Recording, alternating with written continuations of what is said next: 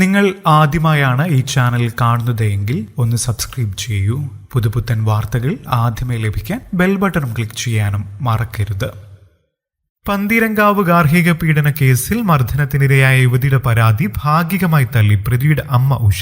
മകൻ രാഹുൽ മർദ്ദിച്ചുവെന്നും എന്നാൽ അതിന്റെ കാരണം യുവതി ആരോപിക്കുന്നത് പോലെ സ്ത്രീധനമല്ലെന്നും രാഹുലിന്റെ അമ്മ മാധ്യമങ്ങളോട് പറഞ്ഞു. യുവതിയുടെ ഫോണിലെത്തിയ മെസ്സേജുമായി ബന്ധപ്പെട്ട വാക്കുതർക്കമാണ് മർദ്ദനത്തിലെത്തിയത്. അങ്ങോട്ടും ഇങ്ങോട്ടും വാക്കുതർക്കമുണ്ടായി. സ്ത്രീധനവുമായി ബന്ധപ്പെട്ട വഴക്കുണ്ടായിട്ടില്ല. യുവതി വിവാഹം കഴിഞ്ഞു വന്ന അന്ന് മുതൽ തങ്ങളുമായി യാതൊരു വിധത്തിലും സഹകരിച്ചിരുന്നില്ല. ഭക്ഷണം കഴിക്കാൻ വേണ്ടി മാത്രമാണ് മുകളിലത്തെ നിലയിൽ നിന്നും താഴേക്ക് വന്നിരുന്നത്. രോഗിയായതിനാൽ താൻ മുകളിലേക്ക് പോകാറില്ല. മർദ്ദനം നടക്കുന്നു താൻ അറിഞ്ഞിരുന്നില്ല. മകന് നേരത്തെ നിശ്ചയിച്ച കല്യാണം പെൺകുട്ടിയുടെ വീട്ടുകാർ പിന്മാറിയതിനെ തുടർന്ന് മുടങ്ങിയിരുന്നു. ഇവ രണ്ടും വിവാഹത്തിലെത്തിയിരുന്നില്ല. എന്നാൽ വൈകിട്ട് 3 മണി വരെ രാഹുൽ വീട്ടിലുണ്ടായിരുന്നുവെന്നും അമ്മ ഉഷ മാധ്യമങ്ങളോട് പറഞ്ഞു. പന്തീരങ്കാവ് ഗാർഹിക പീഡന കേസിൽ പോലീസ് ഉദ്യോഗസ്ഥർക്കെതിരെ നടപടി വേണമെന്ന് യുവതിയുടെ അച്ഛൻ ഹരിദാസൻ ആവശ്യപ്പെട്ടു. കേസെടുക്കുന്നതിൽ പോലീസ് ഉദ്യോഗസ്ഥർ ഗുരുതര വീഴ്ച വരുത്തി. ഇക്കാര്യം ചൂണ്ടിക്കാട്ടി മുഖ്യമന്ത്രിക്ക് പരാതി നൽകി. മകളെ മർദ്ദിച്ച ഭർത്താവ് രാഹുൽ വിവാഹ തട്ടിപ്പുകാരനാണെന്നും ഹരിദാസൻ ആരോപിച്ചു. രാഹുൽ നേരത്തെ 2 വിവാഹം ഉറപ്പിക്കുകയും പിൻവാങ്ങുകയും ചെയ്തിട്ടുണ്ടെന്നാണ് ആരോപണം. ഇക്കാര്യങ്ങൾ കൂടി പോലീസ് പരിശോധിക്കണമെന്ന് പറഞ്ഞ് അദ്ദേഹം